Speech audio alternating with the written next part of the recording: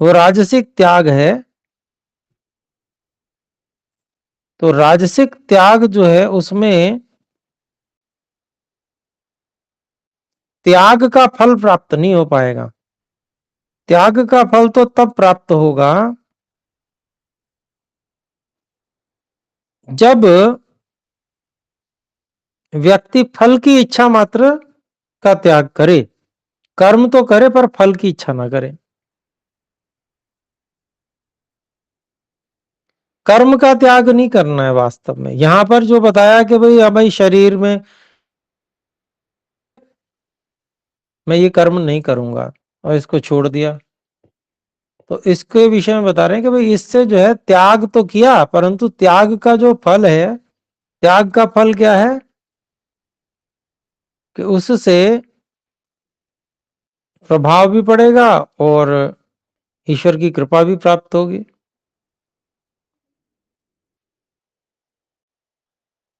जो सच्चा त्याग है। परंतु यहां पर जो त्याग है वो राजसिक त्याग हो गया कि भाई कष्ट के भय से छोड़ दिया कार्य। तो यहां पर जो त्याग तो किया पर त्याग का फल नहीं मिलेगा, यहां पर ऐसा कह रहे हैं। आइए 9वें श्लोक को देखें।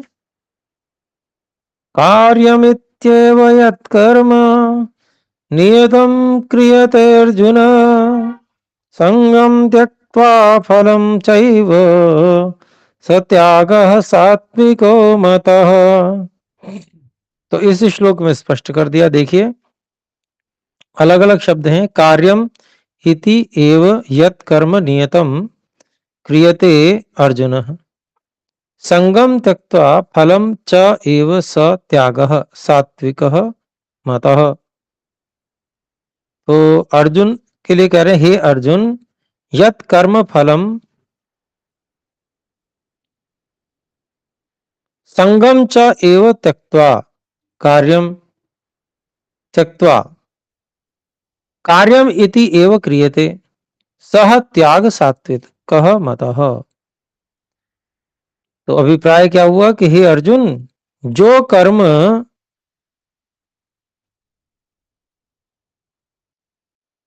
फल में संगम आसक्ति,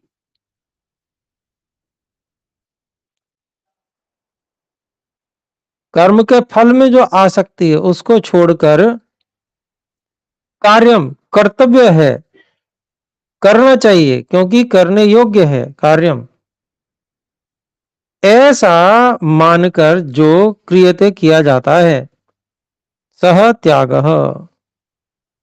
सात्विक मत। वो जो कार्य तो कर रहा है पर फल नहीं चाह रहा है, ये जो त्याग है, फल का ना चाहना रूप त्याग है, जो ये त्याग सात्विक है, इससे फल मिलता है।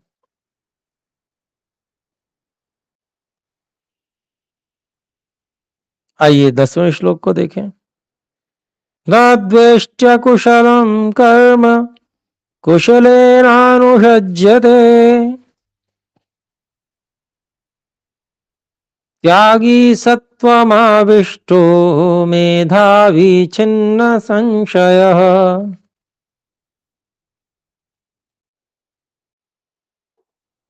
तो इसके शब्दों को अलग अलग देखें। न द्वेष्टि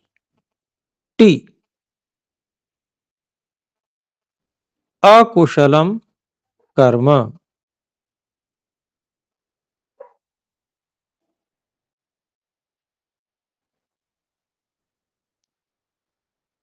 कुशले न अनुषज्जते त्यागी सत्वम नहीं त्यागी सत्व समाविष्ट मेधावी छिन्न संशय। और अन्वय इस प्रकार है, सत्व समाविष्ट छिन्न संशय मेधावी त्यागी अकुशलम कर्म न द्वेष्टि कुशले च न अनुषज्जते। तो कहते हैं देखिए सत्व समाविष्ट अर्थात सत्व गुण से जो प्रभावित हो रहा है, छिन्न संशय है जिसके जो संशय है वो हट चुके हैं, नष्ट कर चुका है संशयों को, ऐसा जो मेधावी बुद्धिमान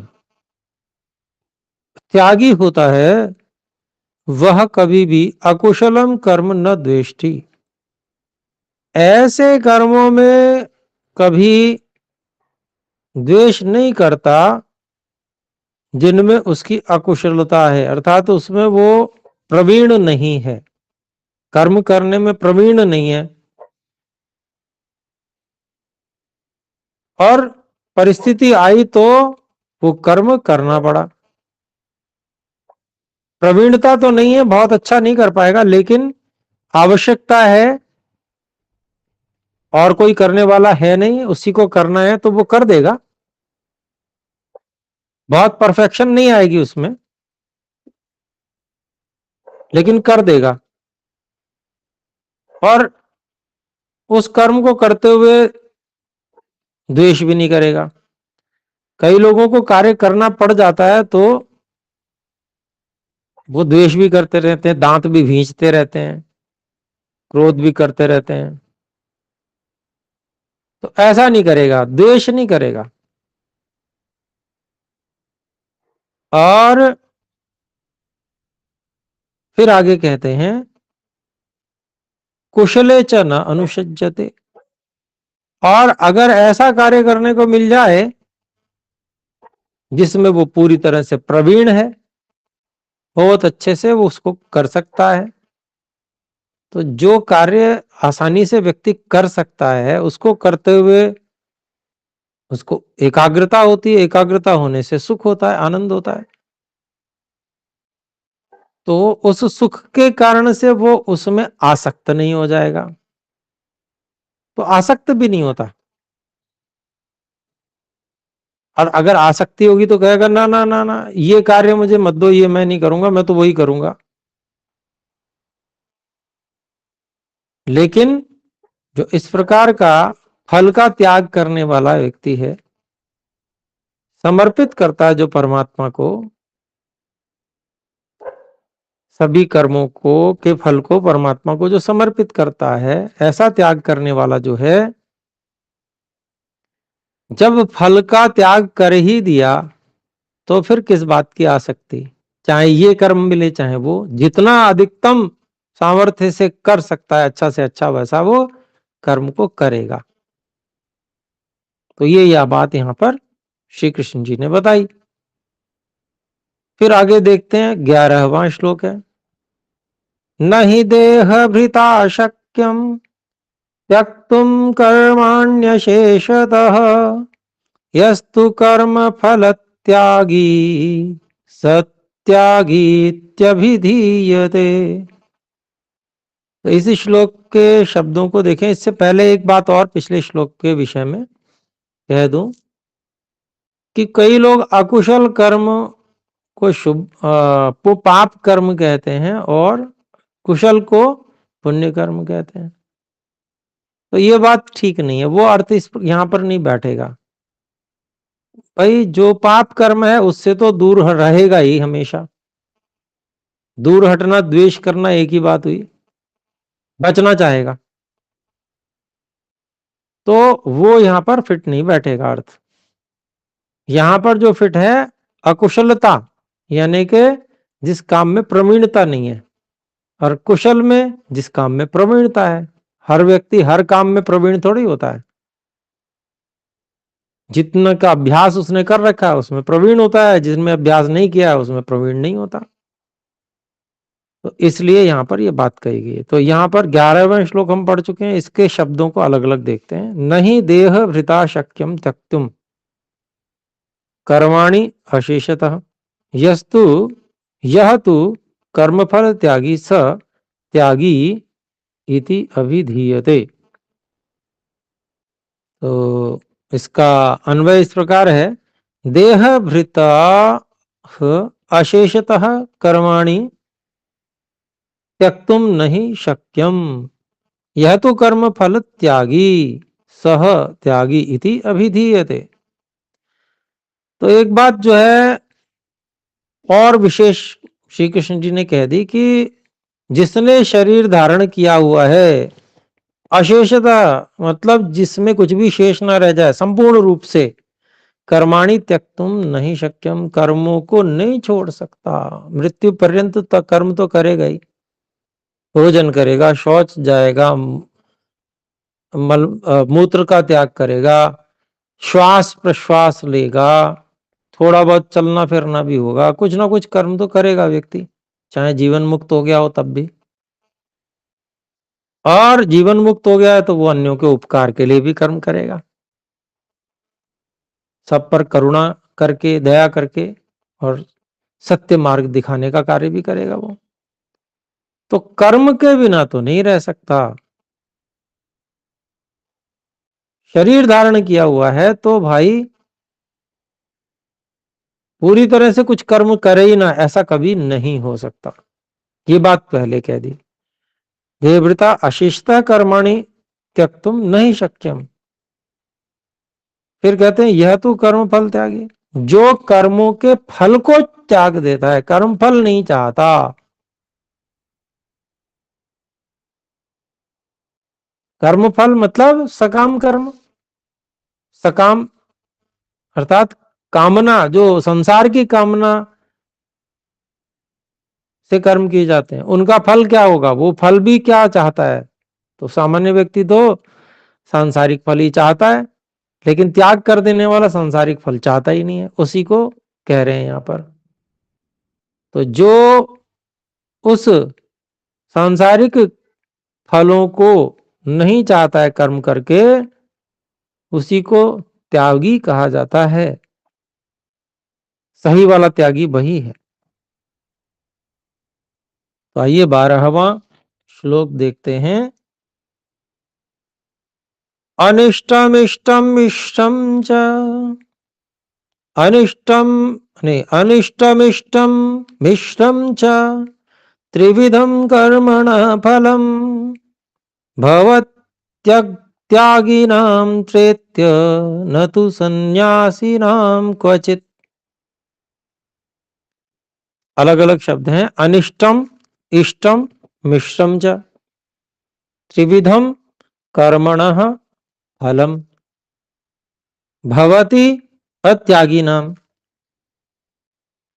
भवति अत्यागिनां प्रेत्य न तो सन्यासी नाम क्वचित। यहां बहुत अच्छे से स्पष्ट कर दिया है कि मुक्ति होती किसकी है। बहुत ध्यान से देखिए।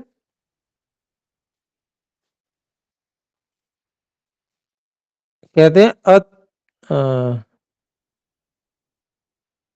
इसका अन्वय हमने कर लिया। अत्यागिनाम प्रेत्य अनिष्टम इष्टम मिश्रम च, त्रिविधम कर्मणः फलम भवति सन्यासी नाम तु क्वचित न। अभिप्राय हुआ अत्यागी नाम, जो कर्म के फल को नहीं छोड़ पाते हैं, फल की इच्छा को नहीं छोड़ पाते हैं, तो वो प्रेत्य शरीर छोड़कर मृत्यु को प्राप्त होके अनिष्टम इष्टम मिश्रम च त्रिविधम कर्मणः फलम भवति, तो वो तो मरकर अगले जन्म में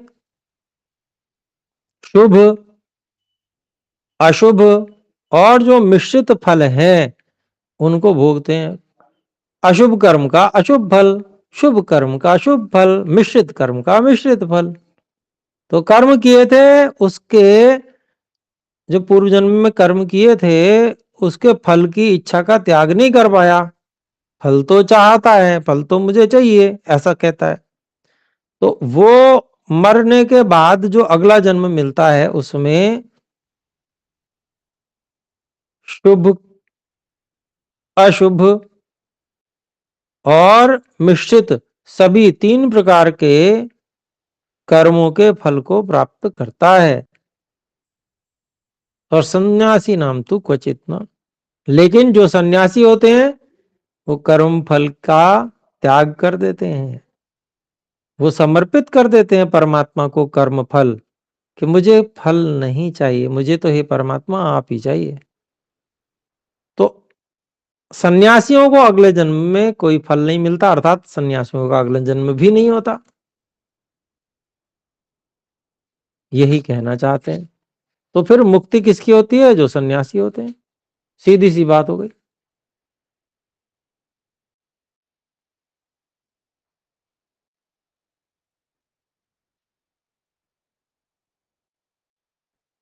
तो आगे देखते हैं 13वां श्लोक है।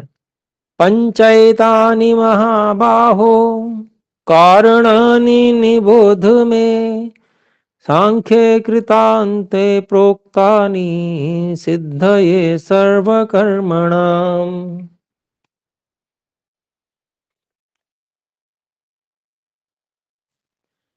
तो यहां पर इसके शब्दों को अलग अलग कहें। पंच एतानि महाबाहो कारणानि निबोध में सांख्ये कृतान्ते प्रोक्तानि सिद्धये सर्वकर्मणाम। और अन्वय इस प्रकार है, हे महाबाहो सांख्ये कृतान्ते सर्वदेहिनाम सिद्धये एतानि पंच कारणानि प्रोक्तानि तानि मे निबोध।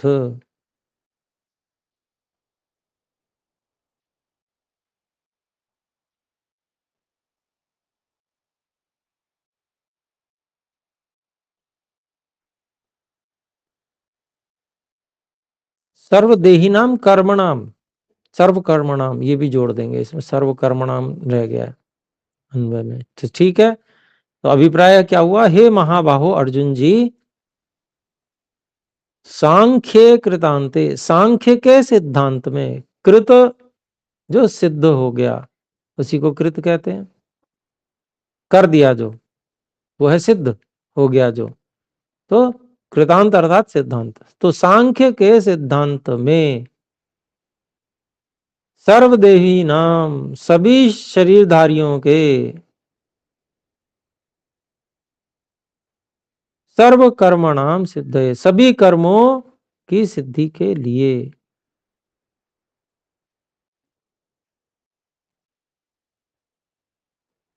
एतानी पंच कारणानि प्रोक्तानि, ये जो 5 कारण हैं वो कहे गए हैं। तानी में निबोध, उनको मेरे से जानो, अर्थात मैं बता रहा हूं उसको सुनो, ऐसा श्री कृष्ण जी कहते हैं।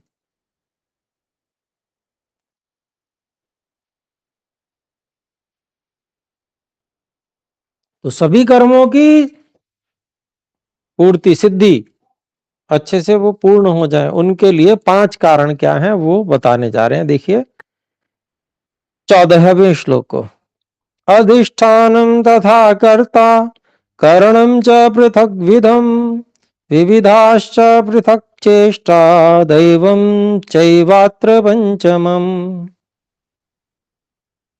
तो आइए देखें अलग अलग शब्द। अधिष्ठानम तथा कर्ता करणम च पृथक विधम विविधाः च पृथक चेष्टा दैवम च एव अत्र पंचमम। और इसका जो अन्वय इस प्रकार है। अधिष्ठानम तथा कर्ता पृथक विधम च करणम पृथक विविधा चेष्टा च पंचमम अत्र दैवम च। तो 5 जो किसी भी कार्य की सिद्धि में कारण हैं वो यहां गिनाए गए हैं। अधिष्ठानम, सबसे पहले आधार, अर्थात कार्य का आधार, अर्थात किस जगह पे कार्य होना है। कोई कार्य सिद्ध करना है तो भाई कौन से स्थान पे सिद्ध किया जाएगा, वो स्थान तय करना पड़ेगा। फिर दूसरी चीज कहते हैं कर्ता, उस कार्य को करने वाला कौन होगा वो पता होना चाहिए कि भाई ये मैं हूं करता, तो मैं हूं तो मैं कार्य को करना शुरू करूंगा, अंत तक करना करूंगा उस कार्य को। फिर कहते हैं कर्ण पृथक विधम च करणम, और अलग अलग प्रकार के जो साधन हैं, अलग अलग कार्य होंगे तो कार्यों में साधन भी बदल जाएंगे, अलग अलग कार्य होंगे। कर्ता वही हो सकता है, स्थान भी वही हो सकता है, या बदल भी सकते हैं परिस्थितियों को, जैसी अपेक्षा है वहां तो। लेकिन अलग अलग कार्यों के लिए जो साधन है वो भी अलग अलग प्रयोग में आएंगे। कोई लेख लिखना है तो वही लेखनी चाहिए, कलम चाहिए। और खेत को तैयार करना है तो फिर हल, बैल, कुदाल, फावड़ा, ये सब चीजें चाहिए। तो अलग अलग साधन अलग अलग चीज के लिए। फिर पृथक विविधा चेष्टा च, ऐसे ही 3 बातें हो गई। चौथी बात कह रहे हैं कि भाई अलग अलग प्रकार की चेष्टा करनी पड़ेगी। लेख लिखना है तो उसके लिए चेष्टा अलग होगी, भाई एक स्थान पर एकाग्रचित्त होकर बैठेगा व्यक्ति, लेखनी और कागज उसके पास होगा और फिर वो विचार कर लिखेगा, ये अलग प्रकार की चेष्टा है। और खेत तैयार करने के लिए अलग प्रकार की चेष्टा करनी होगी, बैलों को जोतना हल के अंदर, फिर उसके बाद में खेत में उस प्रकार से तैयार करना खेत को जैसे किया जाता है, तो वो उस अलग प्रकार की चेष्टा है। तो ये चौथा कारण हो गया। और पांचवा कारण दैवम, अर्थात पूर्व जन्म कृत कर्म। अगर पूर्व जन्म में हमने कर्म जो किए हैं वो बहुत बढ़िया हैं, तो वो भी साथ देंगे। और जो वातावरण है, परिस्थितियां हैं, आसपास के लोग हैं, वो बढ़िया मिलेंगे तो कार्य जल्दी सिद्ध हो जाएगा। वो भाग्य के अनुसार मिलते हैं।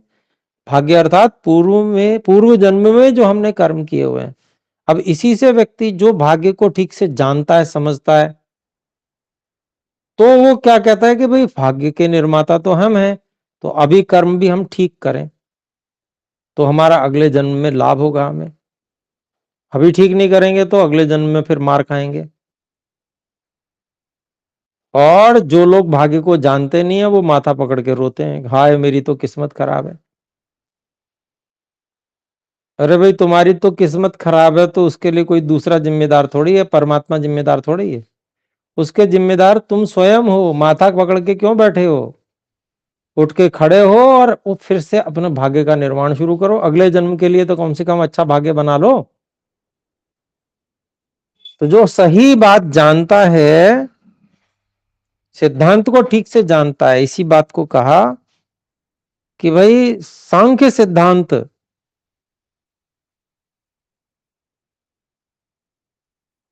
ये कह रहा है। अब सिद्धांत को जो जानेगा नहीं भाई, वो तो खाली नाम ले लिया, अच्छा ये 5 चीजें हैं, तो अपने हिसाब से अर्थ करेगा। अर्थ अपने हिसाब से करेगा तो जैसे जो कुरानी लोग हैं तो वो किस्मत का अर्थ करते हैं। किस्मत मतलब जो अल्लाह ने लिख डाला वो अपनी मर्जी से लिख देता है, जिसकी जो मर्जी आती है उसको। तो वहां तो व्यक्ति माथा पकड़ के रोएगा ही कि अल्लाह तुमने क्या लिख डाला। लिखने वाला अल्लाह है, हमने तो कुछ किया नहीं, तुमने ही लिखा हमारे लिए, ऐसा लिखा क्यों लिखा। तो रोना, उसको रोना आएगा। लेकिन जो सत्य सिद्धांत को जानने वाला है, सांख्य सिद्धांत को जानने वाला है, वो समझ जाएगा कि भाई पूर्व जन्म में जो कर्म किए थे उसकी पूरी ठीक ठीक न्याय व्यवस्था से हमें फल प्राप्त हो रहा है। वो भाग्य हमें हमारा बनाया हुआ ही प्राप्त हुआ है, उसमें कोई और जिम्मेदार नहीं है। तो जब ये समझ जाता है तो वो भाग्य को दोष नहीं देता, वो स्वीकार करता है। जो भाग्य को स्वीकार करता है वो पॉजिटिवली सोचता है, धनात्मक रूप से सोचता है। अच्छा, समय अधिक हो गया तो यहीं तक रखते हैं फिर। 4 कारण हमें पता चल गए।